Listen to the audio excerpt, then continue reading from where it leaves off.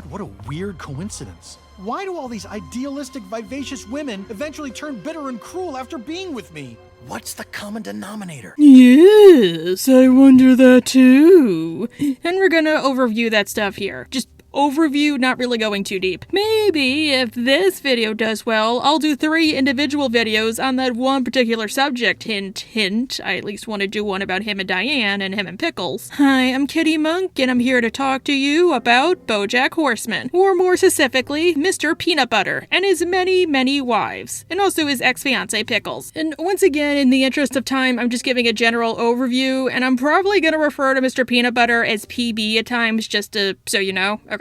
Here we go. Now, Bojack Horseman is a show that examines the human condition, and because of that, the cast is one of the most human I've ever seen in a cartoon. Even if excluding Todd and Diane, they're mostly all animals. Mr. Peanutbutter is a dog. Wow, I really have that accent, don't I, every time I say dog. And yes, considering what his nephews call him, the fact his brother is named Captain, and what Pickles calls him in Mr. Peanutbutter's booze, his first name is 100% Mr. He and PC kind of have the John Redcorn thing going on. I know that you and Mr. have a history. Mister? Throughout the show, Mr. Peanutbutter essentially acts as a more positive foil to Bojack, where he's as nihilistic and doomful as him, he's as scared of death as him, but he often represses everything with toxic positivity and denial. Whereas Bojack literally drowns himself in alcohol and other such vices. He even tries telling this to Diane. The best way to not worry about anything is to distract yourself by being as hedonistic as possible. The universe is a cruel, uncaring void. The key to being happy isn't to search for meaning, it's to just keep yourself busy with unimportant nonsense, and eventually, you'll be dead. And as we see with his various romances, this doesn't really work. Throughout the show, Mr. Peanutbutter has had 3 wives plus an ex-fiance, and he's never been able to make a relationship work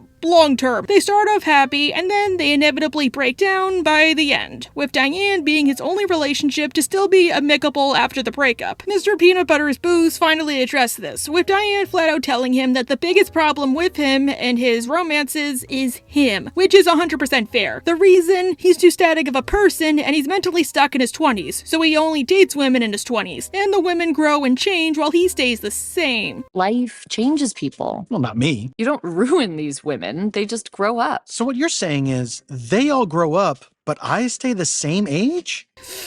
Sucks teeth. Yeah, the thing is, I kind of agree and disagree with this. Somewhat, not totally. Yes, I agree with Diane that Mr. Peanutbutter is mentally in his 20s, so that's partially why he's too immature to actually change. Like Kelsey said, PB got famous in his 20s, and because of that, he's mentally stuck in that age. Well, Bojack's stunted too. He got famous in his 20s, so he's gonna be in his 20s forever. After you get famous, you stop growing because you don't have to. Every celebrity has an age of stagnation. Oh god, is that gonna be me? Well, no, because I'm not that famous. I think you are. Shut up, Catherine. But I don't think that's the main problem, and I feel like the show kind of knew that considering season 6B. Since Diane is the show's mouthpiece, so maybe it felt like they were writing that, and then stuff just contradicted that. I think PB's main problem is that he's kind of like Satan from South Park. He spent more of his life in a relationship than he has single, and therefore he doesn't know or really remember what it's like to not be with a woman, to be alone as far as he knows, and that scares him. So whenever he gets divorced or dumps a woman, he just moves on to the next one, without giving himself any time to recuperate. On top of that, I think his main problem is that he's too selfish to want to grow as much as he does want to. Kind of, and even this I partially disagree on. We saw with Mr. Peanutbutter's booze that he did try to avert this with the past wives, but he never confronted the deeper issues to the marriages or relationships by doing so. So yes, I do agree and disagree with you, show. So let's discuss. Like I said above, in Bojack Horseman, Mr. Peanutbutter is the anti-Bojack, where they're basically two sides of the same coin, but they have different ways of going about their grief and their misery. With Bojack, he spent the past however long in a casual relationship with Princess Carolyn, and even as the show pointed out, because she was young and basically an assistant when they first met, there kind of is a power dynamic there that he isn't really acknowledging. That is, unless he brought home a quick fling, or PC got it through her thick skull that she wanted to break up with Bojack and she deserved better for all of 5 minutes. But that's a whole can of worms and we're already getting off topic. But Mr. Peanutbutter had a string of failed marriages, with Diane at the beginning of the show being his latest. But Diane isn't his first. I mean, I just said that, I kind of implied it. You know what I mean. His first wife, or at least relationship that we know of, is Katrina. This is my better half, Katrina Peanutbutter. Katrina, Bojack. I don't watch TV. What's interesting is Katrina is probably the only wife wife to actually be the same age as him, or at least very close to that. We first see Katrina in the episode Hank After Dark, where her marriage has already deteriorated and she's probably a signature away from signing divorce papers. Divorce! She and PB go to the award show after party where PB introduces her to Bojack, likely thinking they're still friends. She wants no part in this and tells him, No, I would never be. Erica, throw me a raft. I'm dying. My friends told me to get a prenup, but I was like, hey, marriage lasts forever. You know, at times like this, I think Erica isn't a real person, just somebody PB uses to get out of conversations, but then, like other times, I doubt myself highly. I don't know, it's confusing. What makes Katrina interesting is that as we learn and see Mr. Peanutbutter run, she was his wife back when he wasn't famous, as he calls out to her when he enters the set of what would eventually be Mr. Peanutbutter's house. It's fine, Katrina.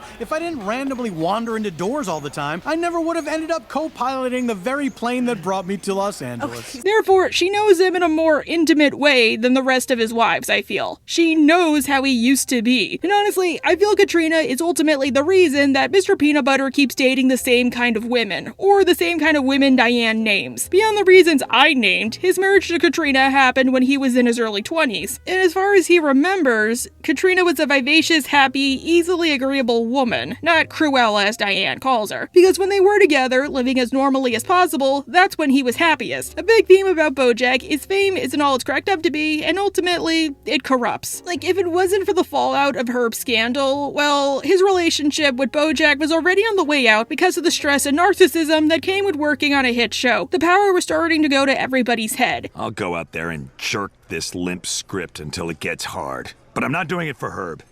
I'm doing it for the fans. And your $30K an episode. We don't get that much of PB's life prior to moving to LA, but from what we do get, his upbringing was a tad better than Bojack's, and his family was at least loving surface-wise, even if they didn't talk about the big issues and simply taught him to hide them. But compared to Beatrice and Butterscotch, it was practically a cakewalk. So I wouldn't be surprised if Katrina was his last remnant of his normal life, so to speak, considering how his brother lives all the way out in Canada. Maybe it's what he's trying to recapture. Because if you look at his other wives, they somewhat are like Katrina, even if just in terms of appearance. Jessica and her share a hair color. Diane has her longer neck, which was super noticeable when PB first met her in 2007. The only exception to this is Pickles, but I'll add her youth to the list. I will grasp at straws to make this connection, guys. Although maybe not really, and there might be a more morbid reason. When we first meet Katrina in present day, her usual outfit has a tad of fluff on it with spotted polka dots. That resembles a Dalmatian pattern. And Diane calls Katrina Cruella. You idiot. I will end you. Bye, Cruella.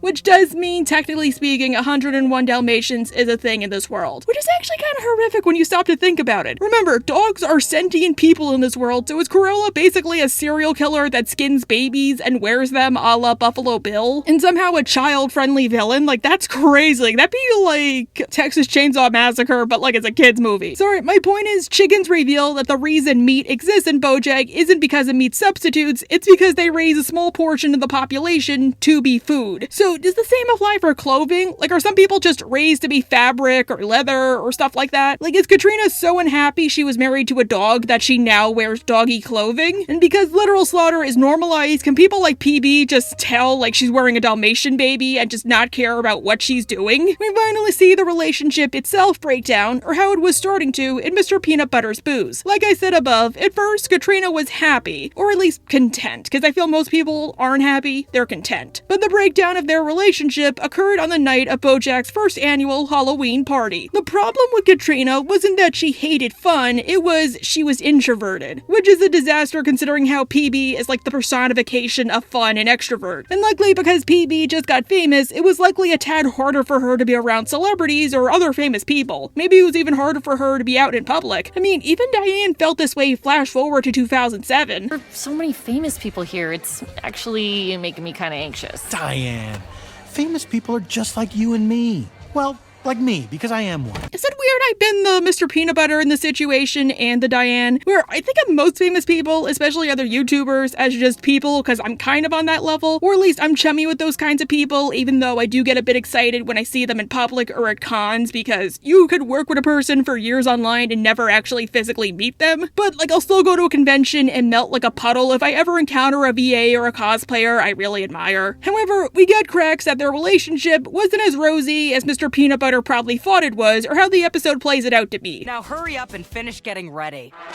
I'm kidding. Can you imagine if I spoke to you like that? I really can't. Okay, considering her comment later on about how he doesn't listen, I'm kind of curious if she was feeling this degree of resentment but was still happy in the relationship otherwise. Because yes, no relationship is perfect and there are always going to be things you dislike about your significant other, but maybe she tried to bring these issues up to Mr. Peanut Butter and he didn't listen. Kind of like how Diane was later on, like she just kept trying to make it work and it mostly worked out until it just didn't, or until she just felt like she couldn't stop hiding it. Mr. Peanut Butter takes her to the party, and as expected, he abandons Katrina in order to have fun, even hanging out with Erica. No, please don't go talk to Erica. Erica doesn't know anybody else at this party. It would be rude to leave her all by herself. Well, can I at least come with you? You know Erica can't talk to two people at once. And the thing is, I get it if he was doing it to like involve her in the fun or have her come out of her shell, which would be a bit more understandable, like, hey guys, have you met my lovely wife Katrina? But he still leaves her alone despite the clear request. And as somebody who is a total wallflower at most parties, unless I'm with my friends, I feel Katrina here. Except not wearing a costume, I can't agree with you on that. I admire the closet cosplay, but it's golf Christmas. You must pay homage, you conformist. It's the one day you're expected to conform. Mr. Peanut Butter suggested that she should go talk to Tim Allen and Ben Stein, who, if you don't know, are among the top Republican elites of Hollywood, or they were in the 90s. I'll bet that famously boring man is a blast at parties. I'll be right back. No, don't. Erica, love the costume.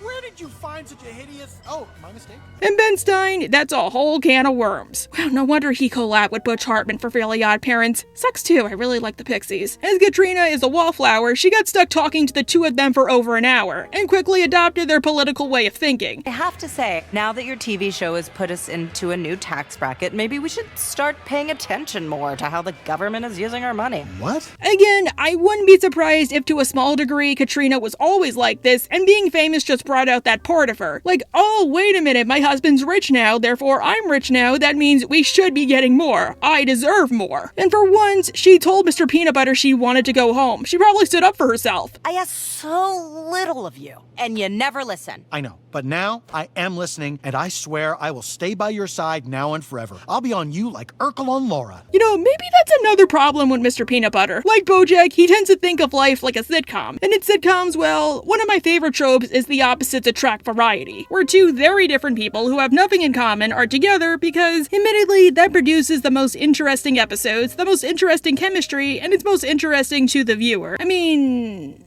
until that thing happened, one of my favorite TV relationships was Hyde and Jackie from that 70s show. But as is another theme with Bojack, sitcom norms don't always translate to real life. Yes, I think it's possible for opposites attract to happen in real life at times, but you need to at least have some similarities or things in common with your SO if you want this relationship to work, even if it's just a matter of values or principles. Because yes, again, you won't 100% be like your SO, and it's actually good that you're not a clone of your SO. If anything, you should complement each other, I feel. But I think a problem is PB will see a woman, fall in love at first sight, another common sitcom trope, and just think all you need is love to make it through a conflict. Because that is how it works in sitcoms. When honestly, yes, he does feel an attraction, but being friends with this woman would probably be the most beneficial for the both of them. Like, I really do think he and Diane could be really good friends. We saw that when they were broken up, but they still got along. And the only reason they stopped speaking was because they both naturally drifted apart and had different lives, like Diane marrying Guy or Mr. Peanut Butter focusing on his show. Because a theme with all three of his wives is he's vastly different from them. Diane is a quiet person who hates parties, surprises, and just generally being the center of attention. And Mr. Peanut Butter loves all three, and he also loves big grand romantic gestures on top of that. Oh, but you mean like how Katrina used to be? And she's also opinionated and passionate about politics and making the world a better place. Oh, like how Katrina was, but if Katrina was a liberal and not a conservative? Jessica Biel even pointed out she didn't think Mr. Peanut Butter should be taking so many opportunities or be so optimistic. She was more cautious, so to speak, and rightfully so, because they were a bit ridiculous on the surface. And my flip phone is blowing up with opportunities. Always take the meeting.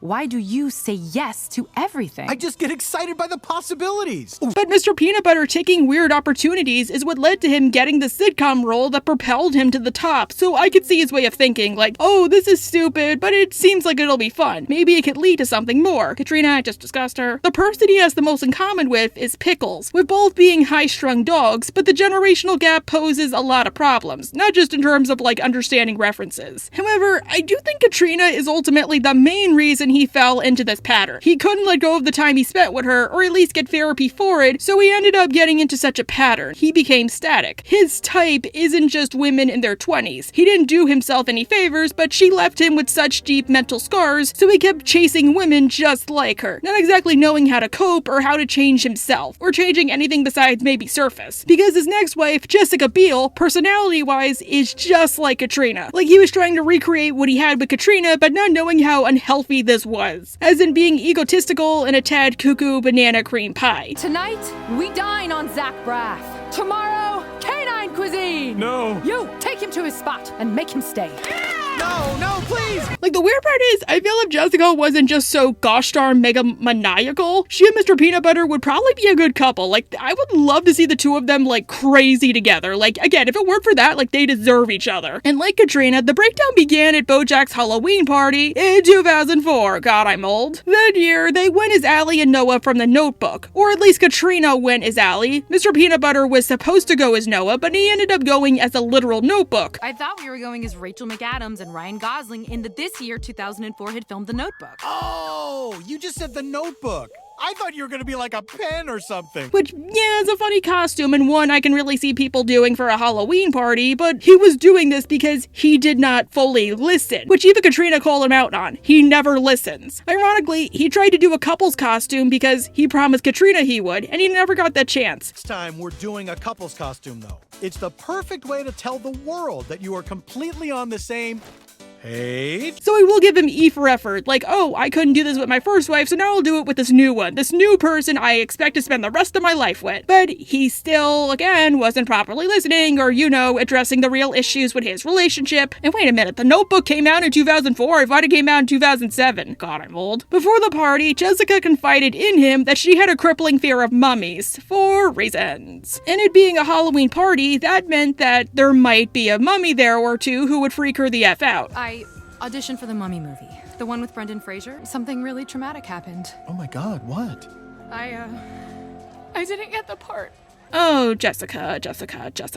Non-bland, non-boring Jessica. That movie was scary. I feel you, girl. The only fun part of it was that one ride at Universal Studios, and it was, like, short. It's okay if you didn't get the part of, I assume, Evelyn. I think I felt when I had to do that screen test all wrapped up in gauze. Wait, you were auditioning to play the Mummy? Oh, that's actually more understandable. The Mummy is the most awesome sauce character in that whole gosh darn movie. Like, I've never seen the movie, so I can't properly ascertain this, but I mean, it's literally the titular character. Like, I would love to play that character. Although, I could see the producers just agreeing to use an extra or something, because Jessica Biel was beginning to gain stardom around that time. It'd probably be a lot cheaper for them to just hire a nobody to play this, like, bit part. I mean, they can't do what Thanksgiving did and hire, like, 5 different people to keep the mystery going. Granted, next to Diane, because we got to see the two break down in real time, Jessica Biel is the only relationship where the relationship breaking down isn't totally on him, I hate to say. Mostly because I will be discussing the what-ifs. Unlike Katrina, Jessica was more extroverted, so he left her alone while remembering his promise. Unfortunately, he never told anybody else at the party about the promises, not even Bojack himself. Even if it's just like, Bojack, do you know if there's going to be any mummies here? Because my wife is definitely afraid of those. Like, think if he asked that, he could better warn Katrina, like, don't go talk to so-and-so because they're gonna dress as a mummy and I don't want you to get scared. Bojack didn't have a costume, so Princess Carolyn covered him in toilet paper and was rapidly approaching Jessica when Mr. Peanutbutter tried to warn her. Jessica, am I written by Albert Hammond and Diane Warren, originally recorded by Tina Turner but popularized by Ace of Base? Because don't turn around!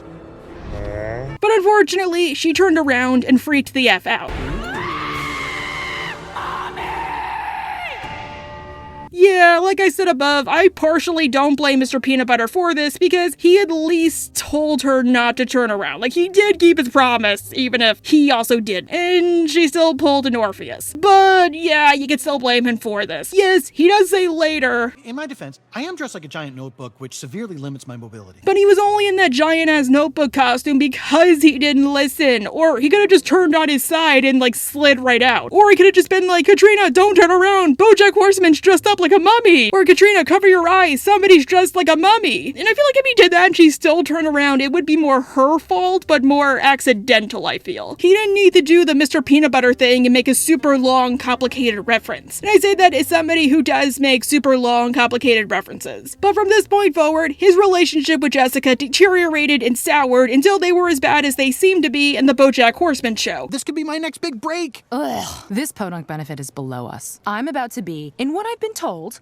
is a very important gay rights movie called I Now Pronounce You Chuck and Larry. So because I don't know if I'll get a chance, there's a funny story to Jessica Biel being in the show that explains why she's so crazy-wazy and why they just make fun of her career and all the failures. So Jessica Biel was super famous back in 2007. God, I'm old. So because the Bojack Horseman show made fun of the decade, they of course gave Mr. Peanutbutter a wife to reflect that decade. If a celebrity is asked to appear in Bojack Horseman and they decline, the crew usually can be a bit spiteful, as they'll have something bad happen to them, like everything that happened with Andrew Garfield when he was dating Sarah Lynn, or how Beyonce broke her leg. But there have been times when the celebrities who do appear on Bojack are actually low-key evil or bad people, usually because the celebrities themselves requested it. Like Daniel Radcliffe was a fan of season 1, so he called up the show staff and asked for a role. You opened up about your fear of success. I gave you some advice. You said I was a true friend and you would never forget me. And you said your name was Chadwick Boseman? I feel like he's probably having the time of his life being like a bad person in the show. The real life Jessica Biel saw the initial script for the episode and felt like the crew was going easy on her. So she begged and begged for them to go harder and harder. So that's why Jessica Biel in the show is so cartoonishly evil, and they make fun of the fact she was super big once. And now, unless you pay attention to like behind the scenes credits, she's mostly just married to Justin Timberlake. I think she went into politics at one time. Yes, Catherine, she did in season 4 as a sort of puppet politician because Katrina found her easier to control and to be governor than Mr. Peanutbutter. Plus, considering how this is California, they probably wouldn't care about any of her policies, just the fact she's a woman. Like, even Stefani didn't care that she was backing private prisons, just that she was going to be the first female governor. I'm working on another big piece about how Jessica Biel is owned by private prison lobbyists who want to— my guy, Diane, nobody cares. I care and I don't even care. Oh, Kitty, that's a nice tangent, but I mean that other time in real life. Shut up, Catherine. In 2007, Jessica broke up with him while he was at a fundraiser for John Edwards. I was talking to one of the volunteers earlier, and she was just gushing about how John Edwards touched her. I say, let's make this man president so he can touch whoever he wants. Was he bringing a meatloaf to life or something? And like 5 seconds later, he hit it off with Diane, who was working as a caterer to make ends meet. You wanted water?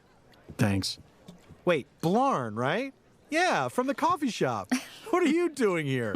Is there coffee to barista? Ironically, this trope is called a meet cute, another thing that happens more in cartoons than it does in real life. Diane is a third candidate who is in the middle between Katrina and Jessica, where surface-wise, she seems like a sweet person, even if she is younger than him by at least 15 years. However, surface aside, she's probably the most different and therefore the most complicated relationship, where I do feel like they love each other, but there's a reason they got divorced. In 2007, Diane was a barista who was still starting out, and was mostly just a writer who occasionally got published in places like McSweeney's. My open letter to open letters is going to be published in McSweeney's. Mick what? Who's that? Some Irish? No, Mom. It's a very popular website. Wait, that's a real thing? Maybe me being almost 26 means I'm not as old as I think I am. But she was nowhere close to being an author or ghostwriter as of yet. She just got the occasional article published. But Mr. Peanutbutter still supported her dreams, and the two did live together. However, like I said above, you can't keep a relationship going if you're such different people and only one of you are on the same page. Albeit, I do think Diane and Mr. Peanutbutter have one thing in common, and that made things worse. They're stubborn people with a desperate need to prove themselves. A good example of this is Hank After Dark. Diane starts to realize that one of Mr. Peanutbutter's biggest inspirations, Hank Hippopopoulos, is actually kind of a creep who does creepy things to his secretaries, and while she makes this public knowledge, albeit mostly as an offhanded comment at first, which is weird considering how this is Diane, well, she becomes a public pariah. She knows that Hippopopoulos is the only thing keeping my network afloat, right? The same network that employs her husband? Sometimes she just whips herself into a frenzy and she loses all perspective. Mr. Peanutbutter doesn't support her, both because he's currently on the same network as Hank, so it would be like career unaliving yourself, and because, to his credit, he is worried nothing will come of Diane beyond people basically harming her. They're already sending her death threats or talking bad about her online on online forums. Mr. Peanutbutter, I didn't mean for that to happen. Hey, do me a favor.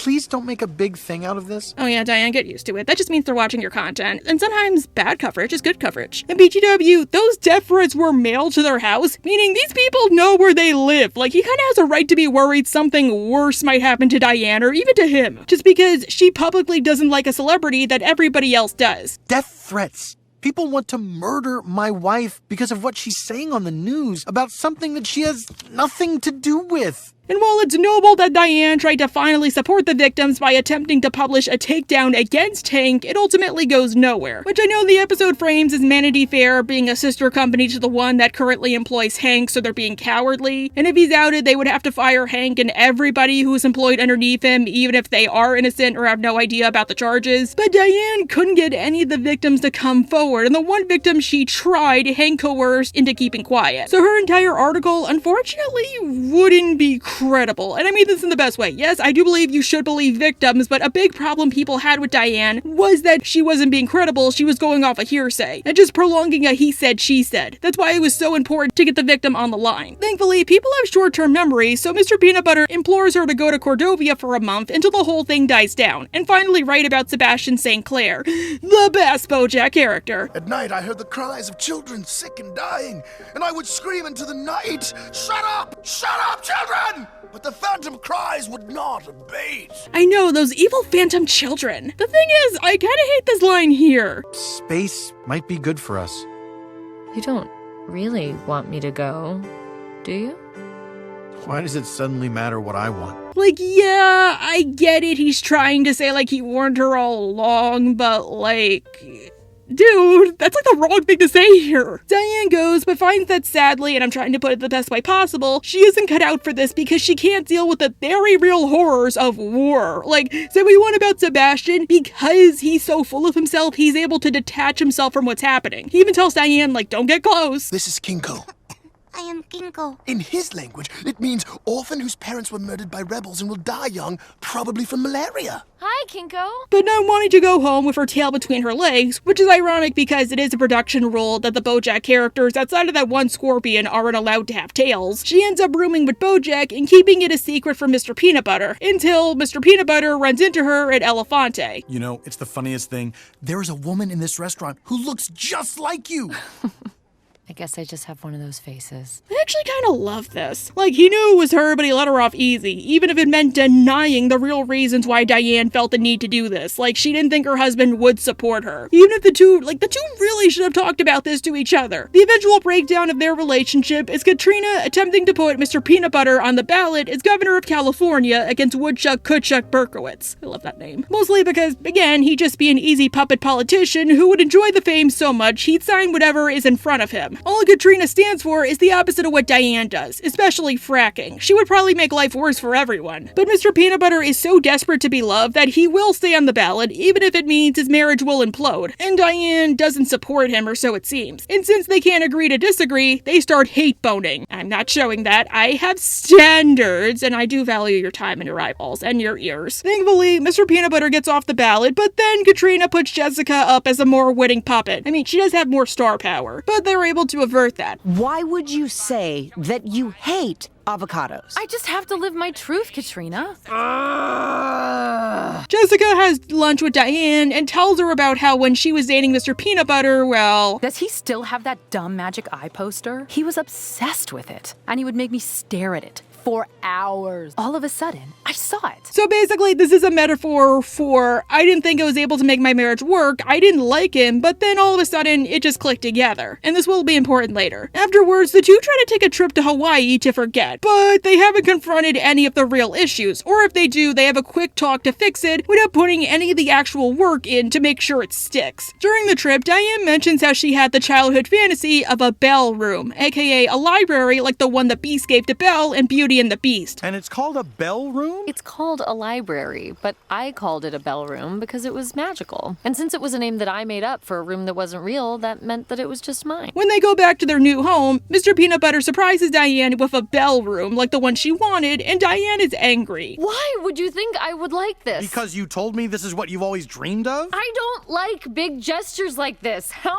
many times? Yeah. Now, I've heard a few people say that Diane is ungrateful because she didn't like this gift. Mr. Peanutbutter went through all of that work and she still doesn't like it. Because the truth is, he still isn't properly understanding her or caring to. I mean, like, look at the books themselves. I do think if he included some books she actually did like maybe she said like, oh yeah, this is my favorite book or something, she'd still be a bit upset, but she would have seen like the effort and the thought, because I do think it's the thought that counts. But she has repeatedly said she dislikes this kind of attention and these kinds of gestures, and yet he keeps persisting. Heck, there was a whole episode where Diane said she hated parties, surprise parties, and celebrating her birthday, and he still threw her a surprise birthday party. Which, as somebody who does hate celebrating their birthday, if somebody says they don't like it, don't do it, because you're just making them miserable. Like, yes, he meant well, but he didn't get Diane. And that's been their entire relationship, especially considering the horrible year they had. Diane finally thought they were going to start right on the next page, and then nope, he still doesn't care. Plus, even earlier in the episode, Diane tried to do it his way and do a grand romantic gesture, but he took too long people-pleasing to go home and properly appreciated himself, so she just fell asleep. Our marriage is like a magic eye poster. If you squint at it just right, everything lines up, and it's the most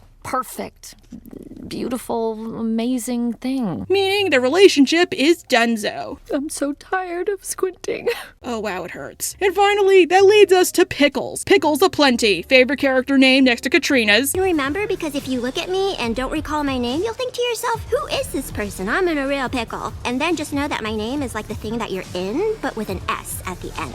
Jessica, believable. After Diane and PB get divorced, to their credit, they do try to be friendly with each other. I mean, I do feel like out of his wives, they were probably together the longest, and they do share the same social circle. And while PB might not be a good husband, I do think he can be a good friend considering Todd. Like, yeah, he can be a bit inconsiderate, but his heart is in the right place. They have dinner to talk about how their life will be going forward, and the divorce, with even Diane encouraging him to throw a party, because now that they're divorced, he doesn't have to worry about displeasing her. Why don't you have a housewarming party? Yeah! Now that you don't have a mean wife who hates parties, you can finally live it up. Okay. And here's where Mr. Peanutbutter gets his midlife crisis girlfriend, Pickles. Can I get you started with drinks? Just water would be great. Oh my god, I love water. Me too. I'm 70% water. Okay, me too. What are the odds? So 2 waters. In BTW, while I do think most if not all of his relationships with his wives are him subconsciously trying to get Katrina back, I think Pickles is him trying to get Diane back. The breakup is still fresh in his mind, and even Pickles wondered if she was just a rebound.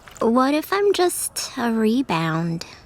I was a rebound, and he loved me so much for 10 years. And this is just a me thing and probably not what the writers intended, but both of the BAs for Pickles are Asian. Normally in the later seasons of Bojack, they tend to cast actors with a specific purpose or to make some kind of a statement, if you catch my drift. I mean, both the series creator and Diane's VA apologize for not hiring any Vietnamese writers or having Diane be played by a Vietnamese actress. Plus, the episode Pickles first appears in, The Dog Days Are Over, was about basically them addressing the fact Diane is voiced by a white woman, so I feel like, again, this is a bit intentional. When he first met Diane, or when he remembers he first met Diane, it was right after he broke up with his wife. Seem familiar? And they basically got together like 2 seconds later. He likely didn't realize Diane was more literate than him or had different interests until after they started dating. He just remembered her as being fun and spontaneous considering Blarn. And at the time, he needed to be around both of those things. And with Pickles, he gets both of those things. Usually just take everyone's leftover scraps and put it in a trough and eat it up. But don't mention that to my boss. Oh, we won't. But that does sound eclectic and delectable. And honestly, the two are so fun together and cute that I would give this relationship my blessing and my rubber stamp if it were not for one thing. Well, 2 things really. 1, it's way too early for him to be dating again. I mean, his divorce isn't even like legally finalized. And 2, the age gap. His party since 93. That's the year I was born. I did not realize that. Hey. Cheers. Now, I might sound a bit hypocritical considering my last statement, but I don't think it's all that weird, so to speak. I say this as somebody who has tried to be in a relationship with an age gap. For me, I couldn't do it because I personally found it weird, and it didn't help that we knew the same people, and the other person had more history with them than I did, but I have seen such relationships work in real life. They just take a ton of work, and I do think you can be friends with massive age gaps. I mean, like, I'm a cosplayer. I'm like 25, and I know people, or I'm friends with people, who are like twice my age. Like, the oldest cosplayer cosplayer I know is 60. So like, I could see him being friends with Pickles, I just can't see him dating Pickles. But I'd imagine with Mr. Peanutbutter, it might be a tad weirder considering how Pickles is basically half his age. With even Diane pointing out he's basically dating a woman young enough to be his daughter, which is ironic because Mr. Peanutbutter is child-free. SAT prep course? Failure learner's permit test? Okay. Skirmish with the other members of the Babysitters Club? Not at all. Shattered dreams of playing Adelaide in her high school's production of Guys and Dolls? The thing is, Pickles is on paper pretty compatible with Mr. Peanutbutter, because she's basically the exact opposite of Diane. She loves parties, she loves social media considering her pickle pack, she loves big grand romantic gestures because she finds them adorable. But she doesn't have the life experience and to a small degree the critical thinking experience to see how shallow their relationship ultimately is. Or she does, but she pushes it to the back of her brain until it's too late considering Mr. Peanutbutter's booze. I don't want you to feel like you have to be fun. But I am fun. It has nothing to do with you or your ex-wives or your ex-wife Diane, who is in this room right now. Not helping is how Mr. Peanutbutter tends to keep her at arm's length and never properly introduces her to the group, which I feel would have smoothed things over a tad. I think at most she meets Bojack, and Bojack is too out of it to properly think of her as anything more than Mr. Peanutbutter's new fling. Oh yeah, man, you brought so many wives and girlfriends to these parties I cannot keep track. Well, don't forget about Pickles, huh? What? Why is the waitress here? Who helps him through it all? Diane of all people, who gives him that whole speech at the beginning of the video and Pickles some words of encouragement. They will make it work, they just need time. I'm actually really glad you went through all those ex-wives, because it means I got the best version of you. That's right, version 4.0. Yeah, no. Since Diane and Mr. Peanutbutter end up sleeping with each other, and Mr. Peanutbutter ends up cheating on Pickles in the process. Diane, it's in a moment of weakness after quitting Filbert and arguing with Bojack, and Mr. Peanutbutter because he realizes Pickles is too immature even for him. I mean, she didn't even stay for the premiere. The other problem? They cheat again! Mr. Peanutbutter promises Diane that they'll tell Pickles about the cheating, and he'll finally grow as a person the next time she sees him. But he chickens out, and he rushes into another marriage, and because to Pickles, this is too good to be true, she probably doesn't realize it is. What is it? Will you marry me? So Mr. Peanutbutter is going to enter into a fourth marriage, right? Yeah, don't worry, they never make it down the aisle. Because to Mr. Peanutbutter's credit, he does eventually own up to it in the episode Surprise. Did someone just say something? Don't change the subject.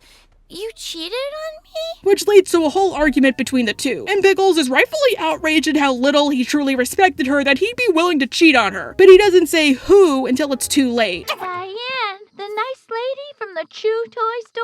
From the Chew Toy Store? I'm sorry, I love Pickles. As somebody with a huge social media following, I wish she appeared earlier. Like, I have a newfound appreciation for her than when I first saw the episode. Diane once again tells Mr. Peanutbutter the best thing to do is to listen to Pickles rather than try to fix things on his own, and the two are able to come to an understanding. She will marry him, and she will forgive him, and forget about the cheating, so long as she can cheat on him. And no, I don't think it's her excuse to sleep with whoever she wants. I think it's just a misguided attempt that Mr. Peanutbutter is too stupid and frankly kind of powerless to say no to. Because he messed up, so he feels like he needs to do this. Pickles sleeps around, but doesn't feel like she's properly forgiven Mr. Peanutbutter since she knew Diane, and Mr. Peanutbutter doesn't know any of her friends, really. Therefore, the only logical solution is to be with, Bojack or Todd. The point of the small plates is to curate a personalized dining experience, but because of your lazy Susans, all the plates keep getting spun around and nobody remembers who ordered what. Oh god, not Joey Pogo. I